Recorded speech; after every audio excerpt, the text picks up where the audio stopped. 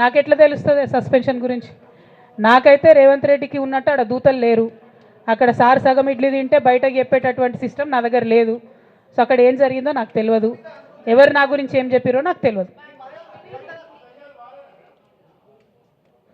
Ma'am, it is but natural. అమ్మతోని మాట్లాడకుండా ఎవరైనా ఉంటారా? First of all. Second of all, ఈ మొత్తం పరిణామంలో కూడా మా మదర్కి దూరంగా ఉండాల్సి రావడమే బాధాకరం. ఇంతకు మించి బాధ ఇంకోటి లేదు. పొలిటికల్ పొజిషన్స్ వస్తాయి పోతాయి, ఇవి ఇవి వేస్ట్. ఇవి అమ్మలేని లోటు ఎవరు కూడా తీర్చలేరు. ఆ ఒక్క బాధ తప్ప ఇంకేం లేదు.